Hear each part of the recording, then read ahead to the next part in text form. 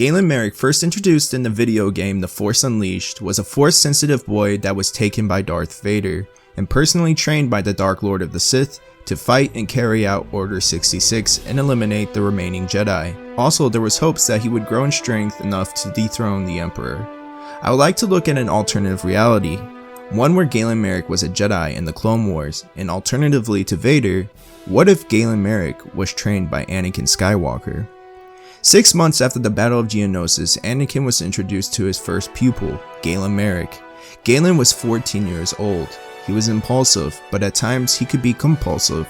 The Jedi felt like he shared many of the same traits as Anakin and could learn a lot from the Jedi, as well in turn help Anakin grow. Anakin was reluctant at first, but his Padawan would grow on him quickly.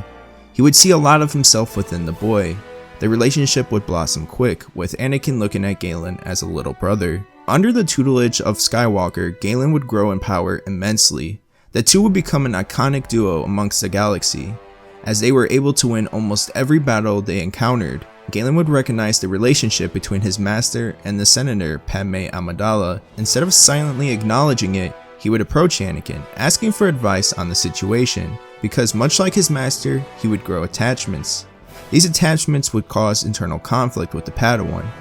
Anakin would give him advice without fully admitting he was in a relationship of his own.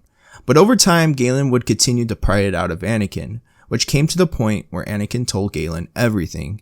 Anakin trusted Galen with his life, and vice versa. The bond quickly became a blood bond versus a master and apprentice bond. They would continue to grow, and Galen's powers was becoming very impressive. He would almost even rival Anakin's power. Palpatine would grow interest in the both of them. He knew that Galen could be a problem to recruiting Anakin, so he would constantly arrange assassination attempts on him, staging it as the Separatists. None of them would work. Until one day, the Chancellor had asked Galen and Anakin to lead a mission that could end the war. Their task was to capture or kill Count Dooku and General Grievous, as both the Separatist leaders could be found on a Separatist world together. It was supposed to be like a Black Ops mission, where they go in silent and leave silent. But little did they know Grievous and Dooku were expecting the Jedi duo. As the Jedi landed on the planet, they had a small squad of the 501st with them. They would proceed with their plans perfectly, making their way to the General and Count secretively. They found themselves hiding in the rafters in the room with their targets below.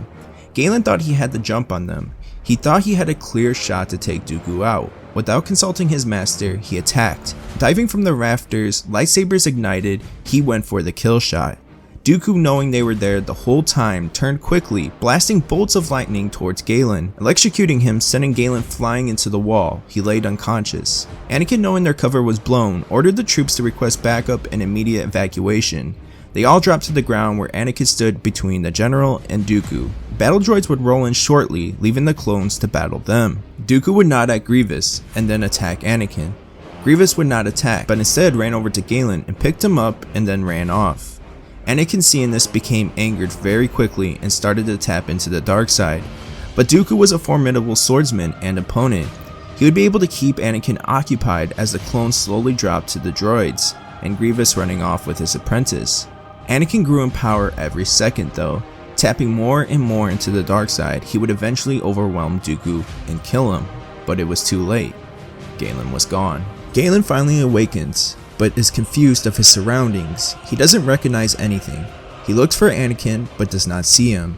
He tried to move, but he could not. There was restraints placed on him that kept him and his powers at bay. He yelled, "Hello? Hello? Hello? Hello? Hello? Hello?" It echoed throughout the place.